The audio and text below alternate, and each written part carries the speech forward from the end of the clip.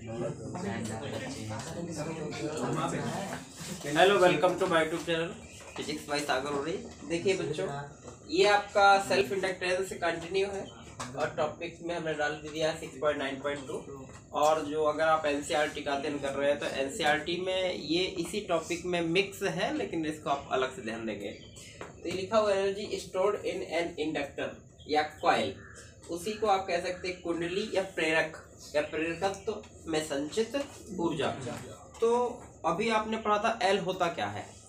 L coil की एक property है जिसके कारण वो करंट में किसी भी प्रकार के चेंज होने का अपोज करता है। अगर करंट को आप इंक्रीज कर रहे हैं मतलब बढ़ा रहे हैं तो भी उसका अपोज करेगा, करंट को आप घटा रहे हैं तो भी उसका अपोज करेगा। इसी प्रॉपर्टी का नाम क्या है? एल, जिसको आप बोलते हैं सेल्फ इंडक्टेंस ऑफ प्रेरकत्व। ठीक है ना।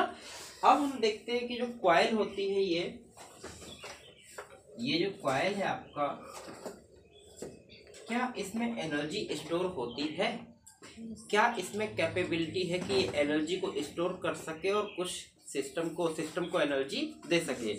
अच्छा, इससे मिलती जुलती आप लोगों ने एक हेडिंग पढ़ी होगी इलेक्ट्रोस्टैटिक्स में, energy stored in a capacitor, संधारित्र में संचित ऊर्जा।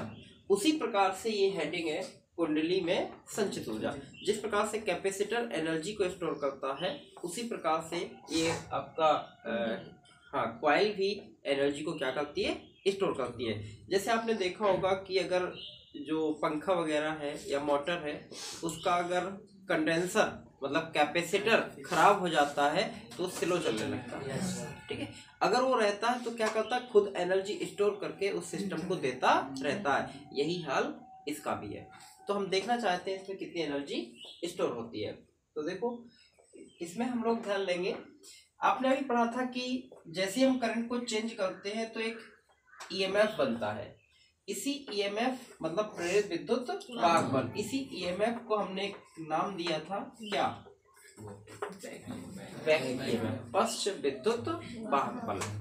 तो जैसे ही आप करंट प्रोड्यूस करते हैं, करंट प्रोड्यूस करने से मैग्नेटिक फील्ड चेंज होता है, मैग्नेटिक फील्ड चेंज होने से मैग्नेटिक फ्लक्स चेंज होता है, मैग्नेटिक फ्लक्स चेंज होने से इंड्यूस्ड ईएमएफ बनता है। इस इंड्यूस्ड ईएमएफ को हम लोग बैक ईएमएफ कहते हैं।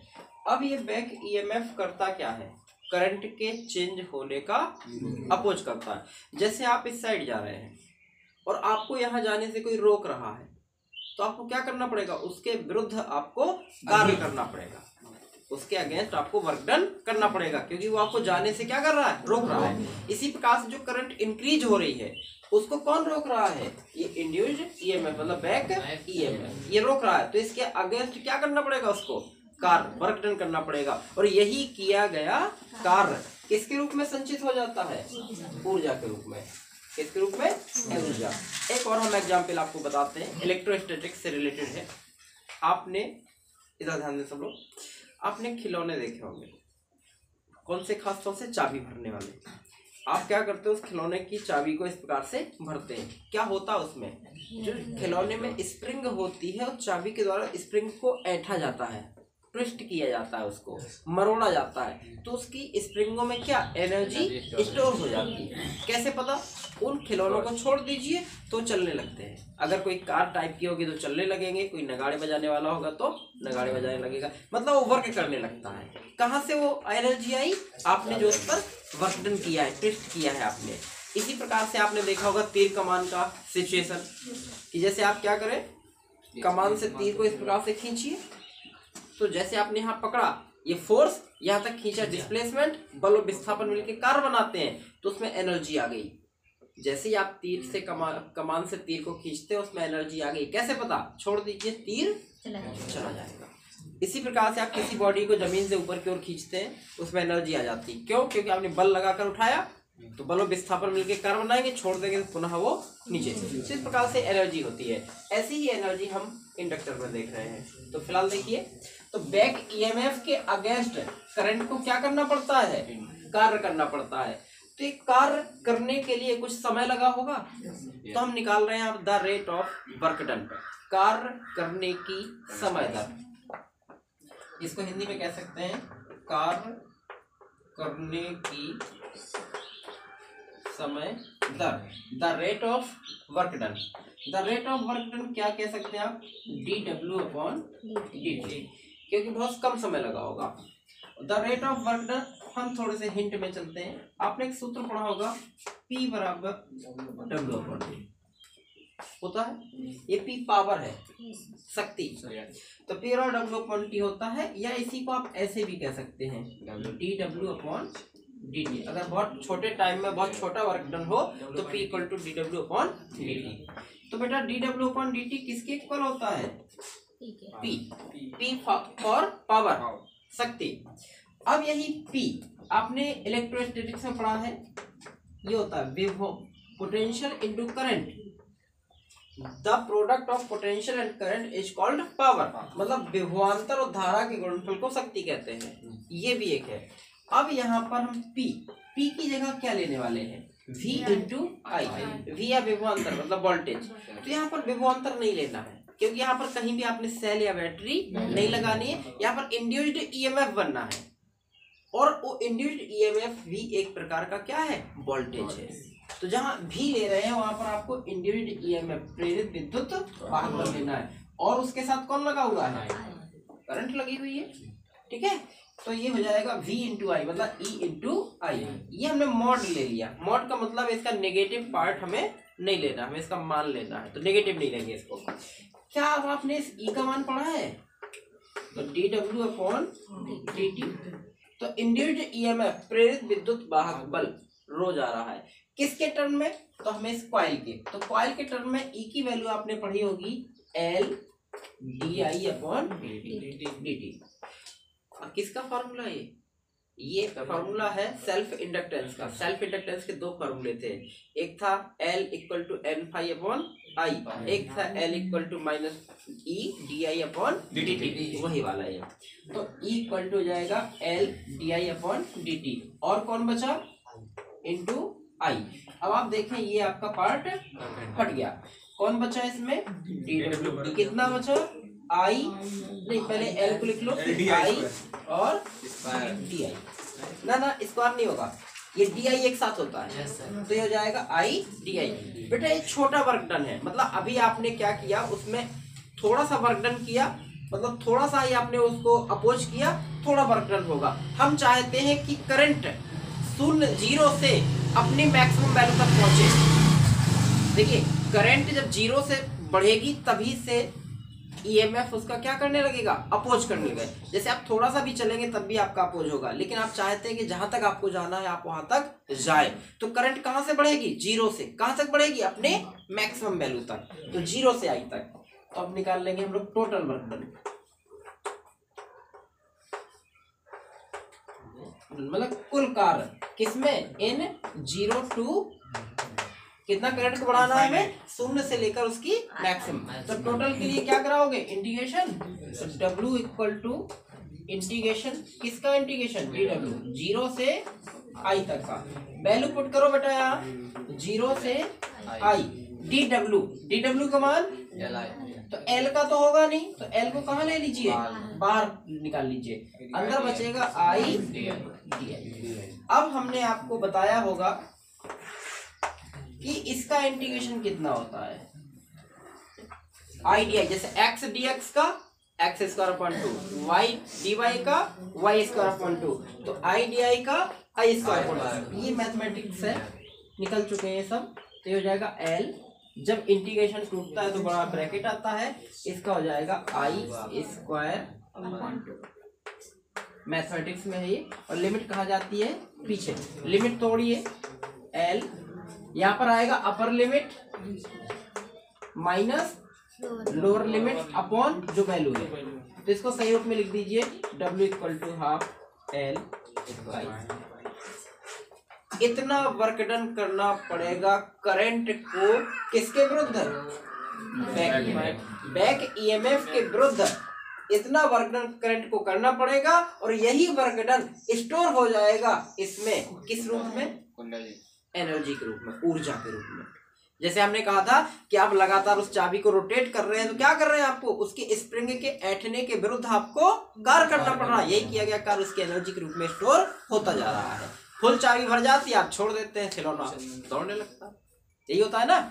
तो वही होता है कि दिस वर्क डन, मतलब यही किया गया कार्य, this work done is stored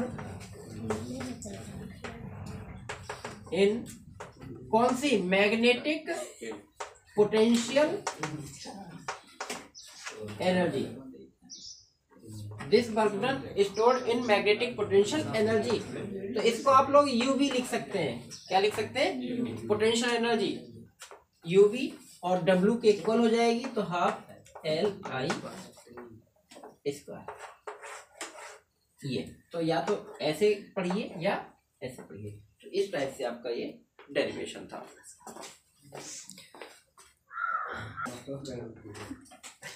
देखिए इसमें एक चीज और, जो आपका आंसर आया था, एक minute, U B equal to कितना, half L I square. B किस लिए लगा है? ताकि आपको पता चले ये चुंबकीय है, मैग्नेटिक की बात चल रही है। एल क्या है यहाँ पर? Self inductance. आई क्या है? करंट। क्या इसी टाइप का मैकेनिक्स में आपने एक फॉर्मूला पढ़ा है? मैकेनिक्स, यांत्रिकी, यू आई, इससे पहले आपने पढ़ा होगा यू या के इक्वल टू पढ़ा होगा हाफ एम वी स्क्वायर, ऐसा पढ़ा होगा। बिल्कुल। तो जिस प्रकार से मैग्नेटिक में जो रोल एल का है, वही मैकेनिक्स में रोल किसका है? एम। एम क्या है? मास। तो मास को हम किससे मेजर करते हैं? इनर्शिया से, जड़त्व से। कि जो काम द्रव्यमान अर्थात जड़त्व का मैकेनिक्स में है, वही काम इलेक्ट्रोमैग्नेटिक में किसका मान है? एल। क्यों? इनर्शिया की प्रॉपर्टी क्या है? जड़त्व की प्रॉपर्टी क्या है? जड़त्व क्या करता है? किसी भी परिवर्तन का विरोध करता है। और एल क्या करता है?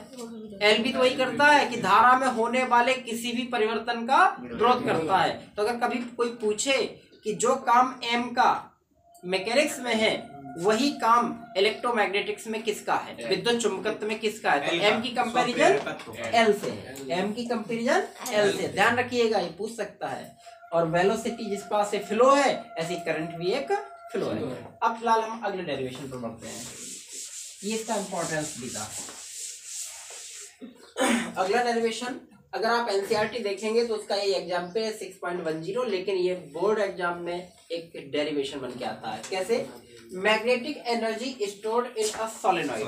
अभी हम लोग पढ़ रहे थे एनर्जी स्टोर्ड इन कॉइल या एनर्जी स्टोर्ड इन इंडक्टर। हाँ, अब यहाँ पर क्या नाम ले लिया हमने? सोलेनॉइड। सोलेनॉइड को हिंदी में क्या बोलते हैं आप लोग? परिनालिका। और मैग्नेटिक एनर्जी डेंसिटी उसी में। तो हम लोग निकाल रहे हैं क्या? परिनालिका में संचित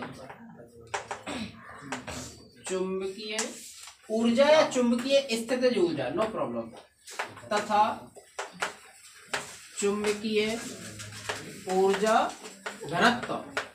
ये भी आप लोग अगर कैपेसिटर वाला देखोगे, घनत्व वाला, वो कैपेसिटर मतलब संधारित्र वाला देखोगे तो टैली करेगा। फिलहाल देखो, हाँ अभी अभी हमने पढ़ा था, क्या पढ़ा था? देखो, कुंडली में, प्रणालिका की बात नहीं कर रहा हूँ, कुंडली में संचित ऊर्जा।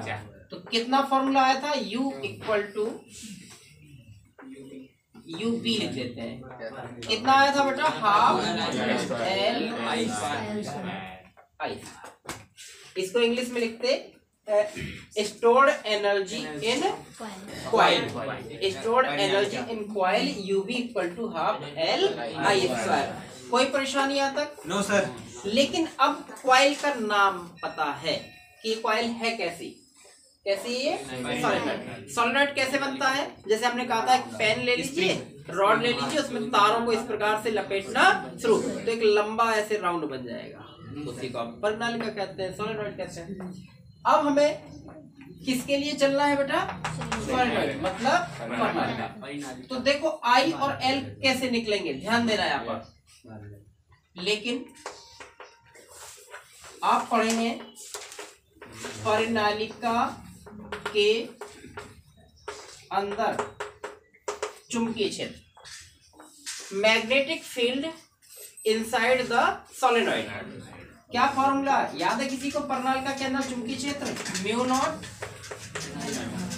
डेरिवेशन महत्वपूर्ण था ये। तो प्रणालिका के अंदर चुंबकीय क्षेत्र magnetic field inside the solenoid mu naught Ni। यहाँ से ऐसा क्या दिख रहा है जो यहाँ काम आ जाए? कोई बता सकता है? Yes sir. यहाँ से ऐसा क्या दिख रहा है जो यहाँ काम आ जाए? क्या किसका मान यहाँ से निकाल सकते हैं जो यहाँ रखा जाए? किसका? आई का।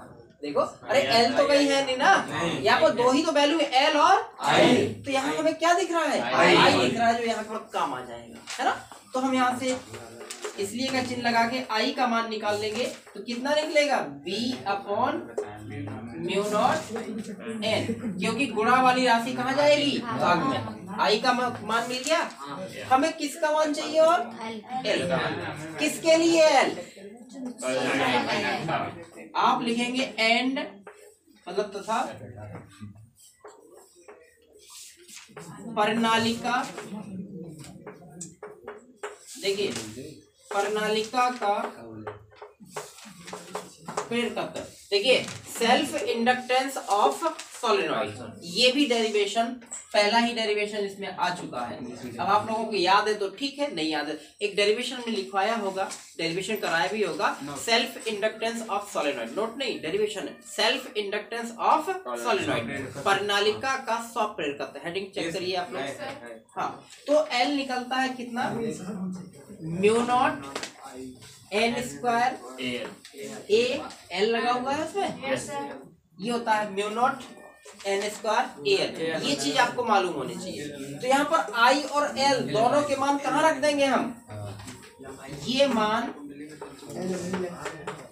समीकरण 1 में रखने पर, इधर देखिए आप लोग, आपको आई मालूम चल, एल मालूम चल गया और आई मालूम चल गया। इन दोनों के मान, putting the value of I and L in equation first, तो ये हो जाएगा U B equal to 1/2 L. L की जगह आप रखेंगे mu naught L into I square. इसको स्क्वायर रूप में रखोगे बेटा तो क्या हो जाएगा? Mu naught N square. सीधा कर देते हैं स्क्वायर, तो B square upon mu naught square और एन स्क्वायर। कुछ कैंसिल आउट? यस। एक कैंसिल आउट, बस ना इतना। तो यू भी हमारा बच गया, सही रूप में लिखवा लीजिए इसको। ये बच गया B square upon 2 mu naught, ऊपर और कुछ बचा है और यूनिट इसका जूल होगा, क्योंकि एनर्जी है, सभी ऊर्जाओं का मात्रक जूल। तो क्या हम निकाल सकते हैं कि देखिए फिर से, जो कॉइल होती है, कॉइल कुंडली, उसमें एनर्जी कितनी होती है स्टोर? अगर यही चीज क्या हो सोलेनॉइड, तो उसमें एनर्जी कितनी स्टोर होती है? B/2 mu naught. बी क्या है? मैग्नेटिक फील्ड कितना है उसके अंदर, ए क्या है उसका एरिया क्या है, लेंथ कितनी है, और म्यू नॉट क्या है? चुंबकीयशीलता, परमिटिविटी ऑफ फ्री स्पेस। ठीक है, अच्छा जी, ये हो जाएगी। आगे एक चीज और निकालनी है आपको, कहानी अभी यही खत्म नहीं हुई, एक कुछ और भी है, मैग्नेटिक एनर्जी डेंसिटी। तो डेंसिटी से तो सुने हो कभी? Density equal to the mass upon volume. घनत्व बराबर होता है द्रव्यमान बटे आयतन, मतलब एकांक आयतन में संचित ऊर्जा को ही उसका ऊर्जा घनत्व कहते हैं। ये कैपेसिटर वाले चैप्टर में था। फिर से, एकांक आयतन में संचित ऊर्जा को ऊर्जा घनत्व कहते हैं, मतलब energy stored in per unit volume. Energy stored in per unit volume कहीं गए होंगे। तो देखिए इसमें आप लोग ध्यान देंगे, यहाँ आप लोग लिख लीजिए इसके आगे, प्रति एकांक आयतन में संचित ऊर्जा। आप लोग लिखना शुरू करिए।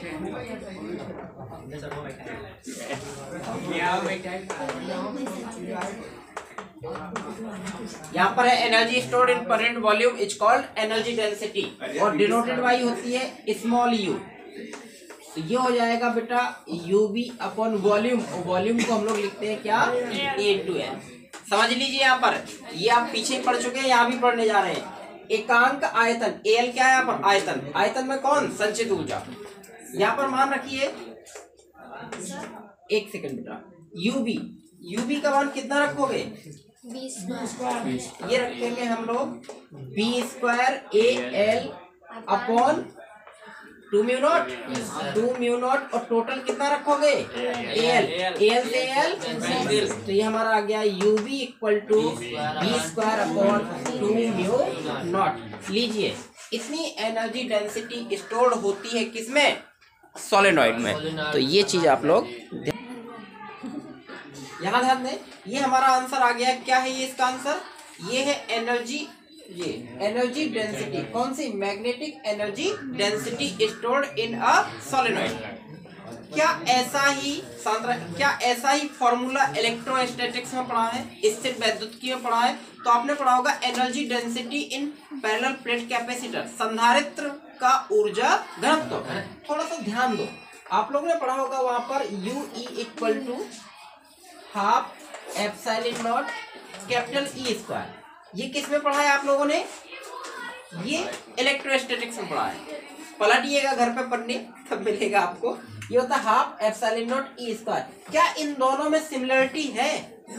इन दोनों में समानता है देखना, जिस प्रकार से ये चुंबकीय स्थितिज ऊर्जा B² के समानुपाती है, उसी प्रकार से विद्युत स्थितिज ऊर्जा वाला जो है E² के समानुपाती है। तो यहाँ ये चुंबकीय क्षेत्र और यहाँ ये विद्युत क्षेत्र है, मतलब मैग्नेटिक फील्ड, और यहाँ पर ये इलेक्ट्रिक फील्ड। इसमें B², इसमें B²। कोई परेशानी?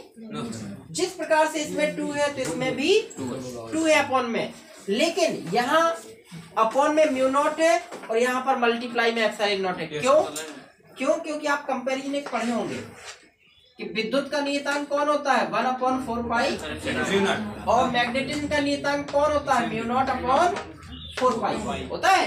ये इलेक्ट्रिक में है, ये मैग्नेटिक में है।